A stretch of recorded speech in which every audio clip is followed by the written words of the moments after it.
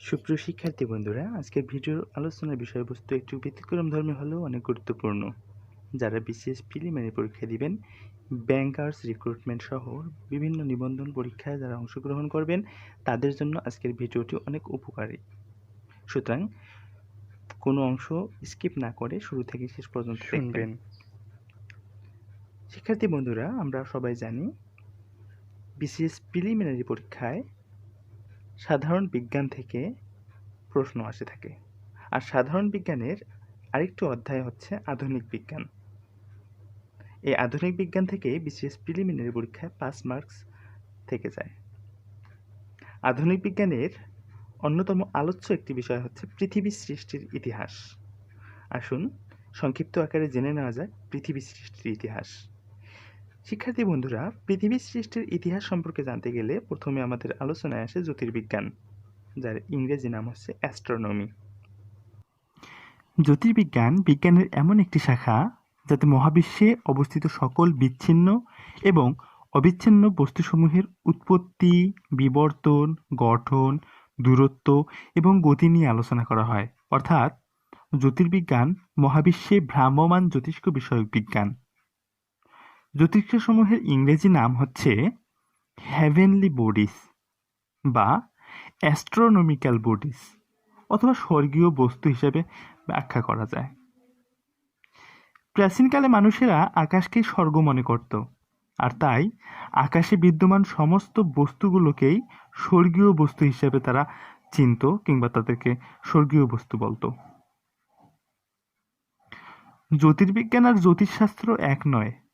জ্যোতির্বিজ্ঞান বিশেষজ্ঞদের বলা হয়ে থাকে জ্যোতির্বিজ্ঞানী অথবা অ্যাস্ট্রোনোমার, আর জ্যোতিষশাস্ত্র বিশারদদের বলা হয় জ্যোতিষী, অ্যাস্ট্রোলজার। শিক্ষার্থী বন্ধুরা, আমরা এখন কসমোলজি সম্পর্কে জানব। কসমোলজির বাংলা নাম হচ্ছে বিশ্বতত্ত্ব। মহাবিশ্বের উৎপত্তি, বিবর্তন এবং চূড়ান্ত পরিণতি নিয়ে গবেষণাকে বিশ্বতত্ত্ব বা সৃষ্টিতত্ত্ব বলে। ধর্মীয় বিশ্বতত্ত্ব অর্থাৎ রিলিজিয়াস কসমোলজিতে ধর্মীয় বিশ্বাস ও ঐতিহ্যের উপর প্রতিষ্ঠিত হয়ে থাকে। ভৌত বিশ্বতত্ত্ব বা ফিজিক্যাল কসমোলজি জ্যোতি পদার্থবিজ্ঞানের একটি শাখা যা মহাবিশ্বের বৃহৎ পরিসর গঠন নিয়ে আলোচনা করে এবং এর সৃষ্টি, বিবর্তন সংক্রান্ত মৌলিক প্রশ্নসমূহের সদুত্তর দেওয়ার চেষ্টা করে থাকে। ভৌত বিশ্বতত্ত্বে মহাবিস্ফোরণ তত্ত্ব মহাবিশ্বের উৎপত্তি সম্পর্কে প্রদত্ত একটি বৈজ্ঞানিক তথ্য। পূর্বে মহাবিশ্বের সমস্ত বস্তু সংকুচিত অবস্থায় একটি বিন্দুর মতো ছিল, ঠিক যেন একটি অতি পরমাণু। অর্থাৎ সব বস্তু মিলে এক বিন্দুর মতো ছিল।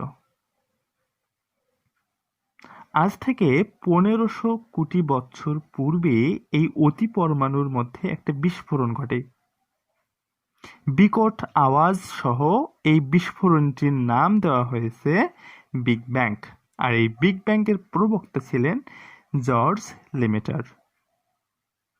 শিক্ষার্থী বন্ধুরা, যখন এই বিস্ফোরণ ঘটেছিল, পুঞ্জ বস্তু চারদিকে ছড়িয়ে ছিটিয়ে পড়ছিল। এসব পুঞ্জ থেকেই তৈরি হয়েছে ছায়াপথ, গ্রহ, উপগ্রহ আরো অনেক কিছু। বিজ্ঞানী হাবল মহাবিশ্বের এই সম্পর্কে একটা চমৎকার ধারণা দিয়েছেন, আর তিনি বলেছেন মহাবিশ্ব প্রতিনিয়তই সম্প্রসারিত হচ্ছে।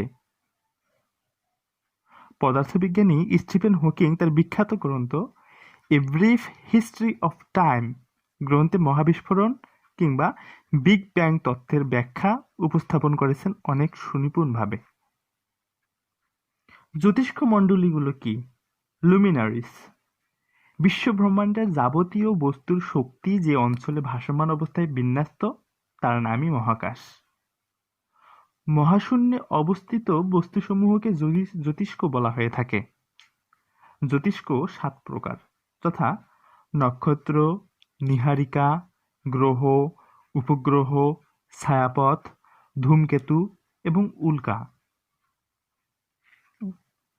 নক্ষত্র কি? নক্ষত্রের ইংরেজি নাম স্টার্স। রাত্রিবেলা মেঘমুক্ত আকাশের দিকে তাকালে অনেক আলো বিন্দু মিটমিট করে জ্বলতে দেখা যায়, তাদেরকেই নক্ষত্র বলা হয়। নক্ষত্রগুলো প্রকৃতপক্ষে জ্বলন্ত বাষ্পপিণ্ড এবং তাদের নিজস্ব আলো ও উত্তাপ আছে। নক্ষত্রের আকার গোল, সর্পিল, রৈখিক, আবার অবয়বহীন হতে পারে। বিজ্ঞানীগণ 100 কোটিরও অধিক নক্ষত্রের সন্ধান লাভ করেছেন। আকাশে উজ্জ্বলতম নক্ষত্র লুব্বক, আর সবচেয়ে বড় নক্ষত্র বেটেলগম। পৃথিবীর নিকটতম একটি নক্ষত্র, যার নাম সূর্য। পৃথিবীর দ্বিতীয় নিকটতম আরেকটি নক্ষত্র, যেটির নাম প্রক্সিমা সেন্টারি। আর পৃথিবী থেকে এই প্রক্সিমা সেন্টারির দূরত্ব প্রায় 38 লক্ষ কিলোমিটার।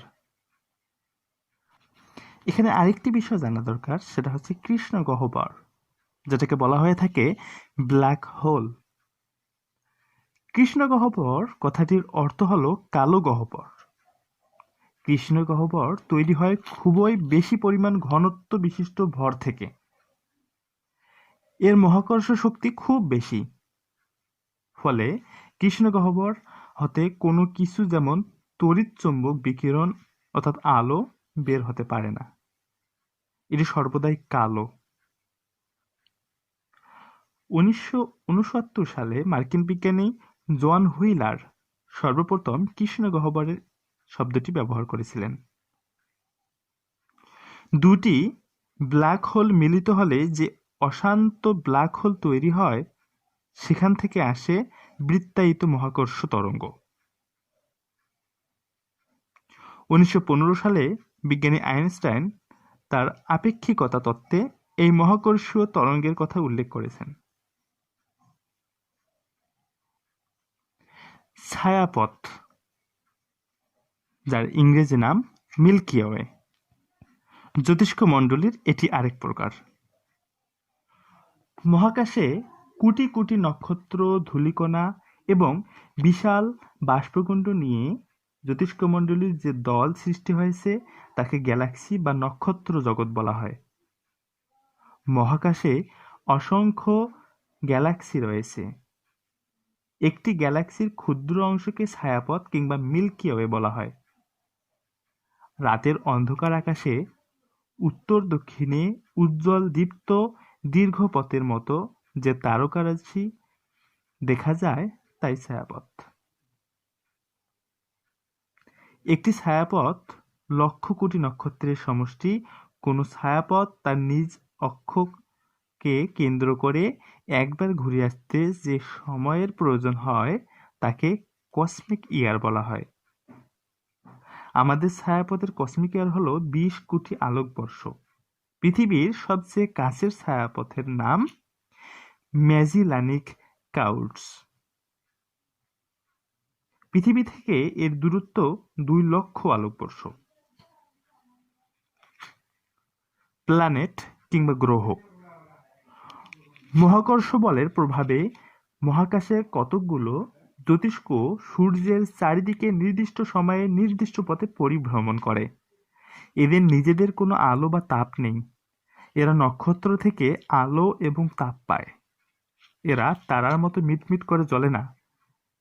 এসব জ্যোতিষ্ককে গ্রহ বলা হয়, যেমন পৃথিবী সৌরজগতের একটি গ্রহ। উপগ্রহ কিংবা স্যাটেলাইট। মহাকর্ষ বলের প্রভাবে যে জ্যোতিষ্ক বা বস্তু গ্রহকে ঘিরে আবর্তিত হয়, তাদেরকেই উপগ্রহ বলে। এদের নিজস্ব কোনো আলো ও তাপ নেই। উপগ্রহ 2 ধরনের হয়ে থাকে, যথা স্বাভাবিক উপগ্রহ এবং কৃত্রিম উপগ্রহ। প্রাকৃতিক কারণে সৃষ্ট উপগ্রহকে স্বাভাবিক উপগ্রহ বলা হয়, যেমন চাঁদ পৃথিবীর একমাত্র স্বাভাবিক উপগ্রহ। মহাশূন্য পাড়ি দেওয়ার জন্য মানব সৃষ্ট উপগ্রহকে কৃত্রিম উপগ্রহ বলা হয়। স্যাটেলাইট বলতে এখন কৃত্রিম উপগ্রহকেই বোঝায়, যেমন স্পুটনিক 1, ভস্টক 1 ইত্যাদি। ধূমকেতু কিংবা কমেট। মহাকাশে মাঝে মাঝে এক প্রকার জ্যোতিষ্কের আবির্ভাব ঘটে। এসব জ্যোতিষ্ক কিছুদিনের জন্য উদয় হয়ে আবার অদৃশ্য হয়ে যায়। এসব জ্যোতিষ্ককে ধূমকেতু বলা হয়। নক্ষত্রের চারপাশে দীর্ঘপথে এগুলো পরিভ্রমণ করে। সূর্যের নিকটবর্তী হলে প্রথমে অস্পষ্ট মেঘের আকারে দেখা যায়। জ্যোতির্বিজ্ঞানী এডমন্ড হ্যালি যে ধূমকেতু আবিষ্কার করেন তা হ্যালির ধূমকেতু নামে পরিচিত। হ্যালির ধূমকেতু প্রায় ৭৫ কিংবা ৭৬ বছর পর পর দেখা যায়। ১৯৮৬ সালে হ্যালির ধূমকেতু সর্বশেষ দেখা গেছে। হ্যালির ধূমকেতু আবার দেখা যাবে ১৯৮৬ থেকে আবার ৭৬ যোগ করলে ২০৬২ সালে আবার পুনরায় হ্যালির ধূমকেতু দৃশ্যমান হবে। একবিংশ শতাব্দীর প্রথম ধূমকেতু লাইনিয়ার। বিগত শতাব্দীর সবচেয়ে উজ্জ্বল ধূমকেতু হেলবপ। জ্যোতির্বিজ্ঞানী এলান হেল ও টমাস বব ১৯৯৫ সালের ২৩শে জুলাই এই ধূমকেতুটি আবিষ্কার করেছিলেন। উল্কা কিংবা মিটিওর। মহাশূন্যে অজস্র জড়পিণ্ড ভেসে বেড়ায়। এই জড়পিণ্ডগুলো মহাকর্ষণ বলের আকর্ষণে প্রচণ্ড গতিতে পৃথিবীর দিকে ছুটে আসে। বায়ুর সংস্পর্শে এসে বায়ুর সঙ্গে ঘর্ষণের ফলে এরা জ্বলে ওঠে। এগুলোকে উল্কা বলা হয়। ধূমকেতুর সূর্যের কাছাকাছি এসে পড়লে এর প্রচণ্ড উত্তাপ এবং সৌরঝড়ের কারণে সম্মুখভাগ ও অন্তঃস্থল গলে গিয়ে পিছনের দিকে ধূমকেতুর লেজে ছড়িয়ে পড়ে। এই লেজ এর মধ্যে থাকে অসংখ্য পাথরের টুকরো, ধূলিকণা ও গ্যাস। কোনো ধূমকেতুর অংশবিশেষ কক্ষপথ হতে বিচ্যুত হয়ে পৃথিবীর বায়ুমণ্ডলে প্রবেশ করে ঘর্ষণের জলে উঠলে তাকে উল্কা বৃষ্টি বলা হয়। ১৬ থেকে ২২শে জুলাই ১৯৯৪ ধূমকেতু শুমেকার-লেভিন-৯ কক্ষপথ থেকে বিচ্যুত হয়ে বৃহস্পতির কক্ষপথে চলে আসে এবং ১২টি খণ্ডে বিভক্ত হয়ে বৃহস্পতি গ্রহে আঘাত হানে। সৌরজগৎ কিংবা সোলার সিস্টেম। সৌরজগৎ বলতে সূর্য ও মহাজাগতিক জ্যোতির্ক বিষয়ক বস্তুসমূহকে বোঝায়। সূর্য এবং তার গ্রহ, উপগ্রহ, গ্রহাণুপুঞ্জ, অসংখ্য ধূমকেতু ও অগণিত উল্কা নিয়ে সৌরজগৎ বা সৌর পরিবার গঠিত হয়েছে। খ্রিস্টপূর্বে ৩য় অব্দে জ্যোতির্বিদ অ্যারিস্টোকার্স সর্বপ্রথম প্রস্তাব করেন পৃথিবী সূর্যের চারদিকে পরিভ্রমণ করতেছে, কিন্তু অ্যারিস্টোকার্স এর কথা মানুষ বিশ্বাস করেনি। সূর্য সৌরজগতের কেন্দ্রে অবস্থিত এবং পৃথিবী সূর্যের চারদিকে পরিভ্রমণ করতেছে। ১৬শ শতাব্দীতে নিকোলাস কোপার্নিকাস গাণিতিক মডেল সহ এ তথ্য উপস্থাপন করেন, যেটা কিনা হেলিওসেন্ট্রিজম নামে পরিচিত। কোপার্নিকাসকেই মূলত আধুনিক জ্যোতির্বিজ্ঞানের স্থপতি কিংবা ফাউন্ডার অফ মডার্ন অ্যাস্ট্রোনমি বলা হয়ে থাকে। সৌরজগতে আরেকটি অন্যতম বিষয় সূর্য। সূর্যের ব্যাস ১৩,৮৪,০০০ কিলোমিটার এবং ভর প্রায় ১.৯৯ × ১৩ জুল কেজি। আয়তনে সূর্য পৃথিবীর চেয়ে প্রায় ১৩ লক্ষ অথবা ১.৩ মিলিয়ন গুণ বড় এবং চাঁদের থেকে ২,৩০,০০,০০০ গুণ বড়। অর্থাৎ সূর্য পৃথিবীর থেকে ১৩ লক্ষ গুণ বড় এবং চাঁদের থেকে ২,৩০,০০,০০০ গুণ বড়। সূর্য প্রচণ্ড রকম উত্তপ্ত একটি নক্ষত্র। এর কেন্দ্রভাগের উত্তাপ প্রায় ১৫ কোটি ডিগ্রি সেলসিয়াস এবং পৃষ্ঠভাগের তাপমাত্রা প্রায় ৬,০০০ ডিগ্রি সেলসিয়াস। সূর্যের উপাদানসমূহের শতকরা সংযুক্তি হাইড্রোজেন ৯১.২%, হিলিয়াম 8.7% ও অন্যান্য 0.1%। সূর্যের নিজ অক্ষের উপর একবার আবর্তন করতে 25 দিন সময় লাগে। একে সূর্যের আবর্তনকাল বলা হয়।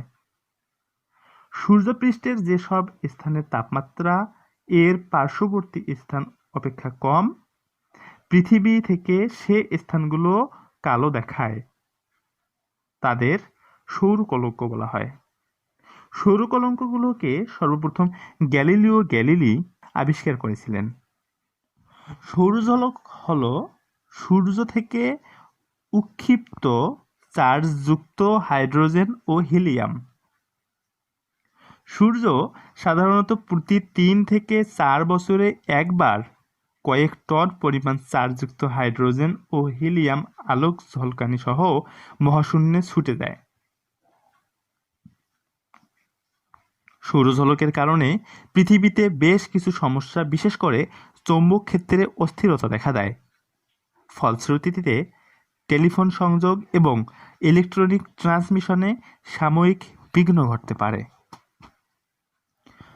সৌরজগতের গ্রহসমূহ। সূর্যের 8টি গ্রহ রয়েছে।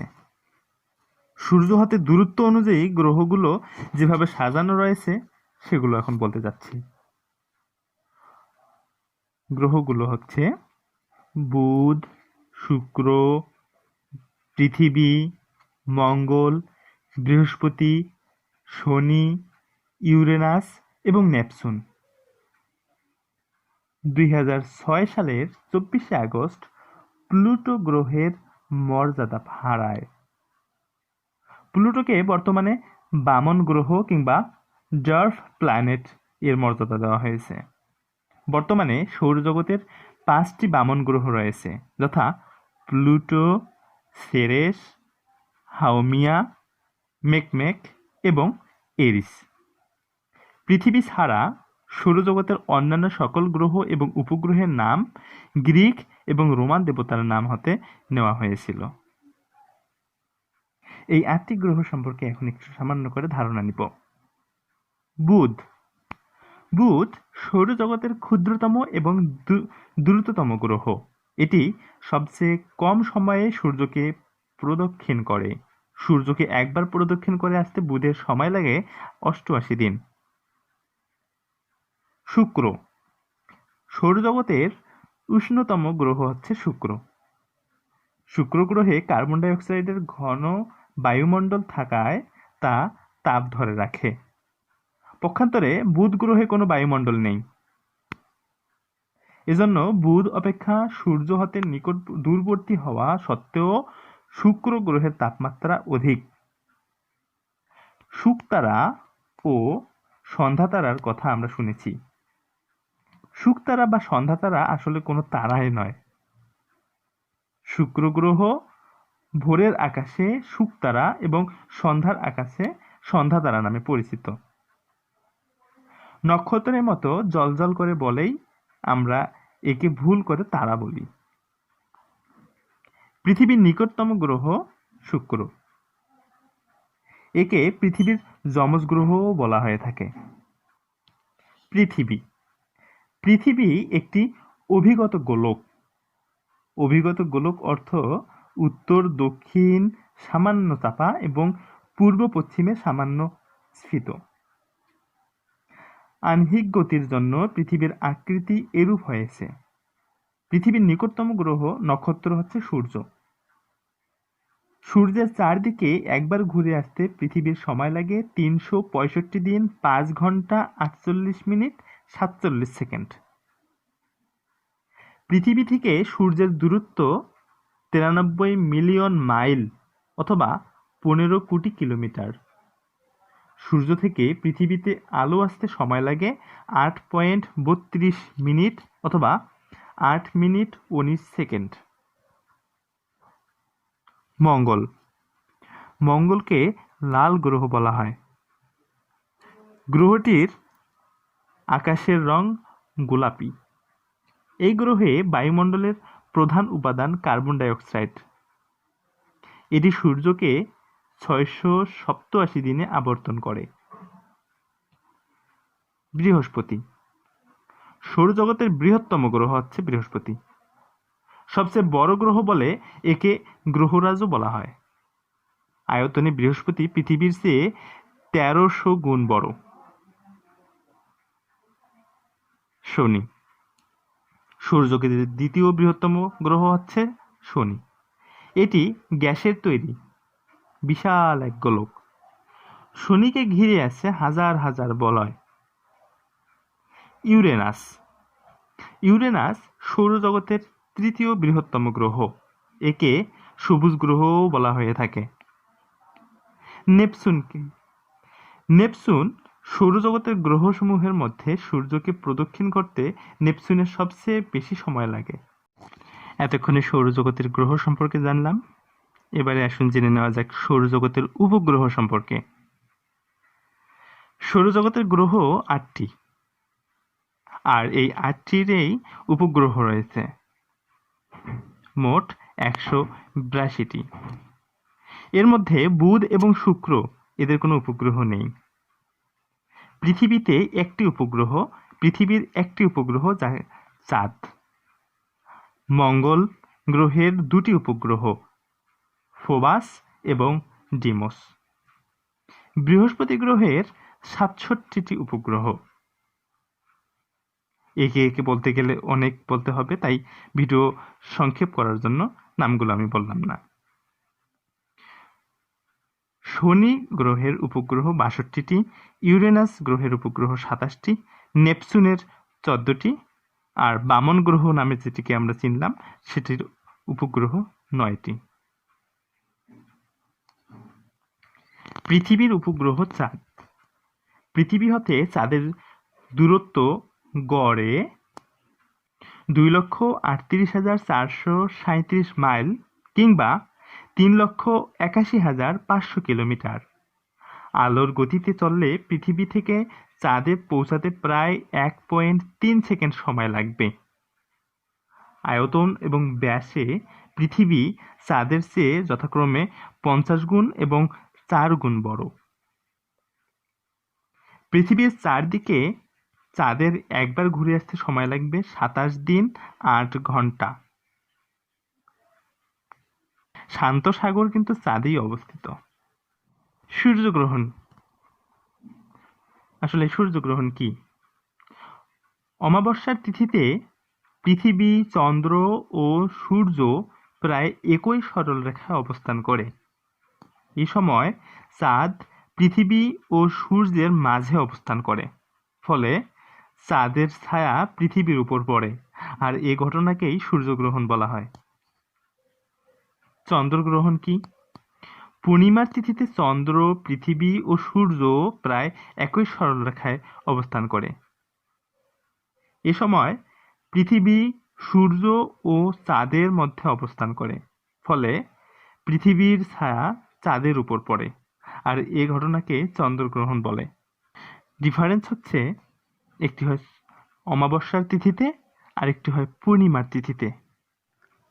মহাকাশ অভিযান এবং মহাশূন্যযানের নাম। স্পুটনিক 1 মহাশূন্য যাত্রার প্রথম পদক্ষেপটির সূচনা হয়েছিল 1957 সালের 4 অক্টোবর। এই যাত্রার সূচনা করে তৎকালীন সোভিয়েত ইউনিয়ন মহাশূন্যের স্পুটনিক 1 নামক কৃত্রিম উপগ্রহ উৎক্ষেপণের মাধ্যমে। এটিই মহাশূন্যে পাঠানো প্রথম কৃত্রিম উপগ্রহ। জীবন্ত প্রাণী বহনকারী প্রথম মহাশূন্যযান স্পুটনিক 2। সোভিয়েত ইউনিয়ন নির্মিত এ মহাশূন্যযানের যাত্রী ছিল লাইকা নামের একটি কুকুর। মহাশূন্যে পাঠানো প্রথম যোগাযোগ উপগ্রহ হচ্ছে স্কোর। চন্দ্রপৃষ্ঠ স্পর্শকারী প্রথম মহাশূন্যযান লুনা 2। প্রথম উপগ্রহ যা চাঁদের অদৃশ্যমান অংশের ছবি পাঠিয়েছিল তার নাম লুনা 3। মানুষ নিয়ে যাওয়া প্রথম যাত্রা।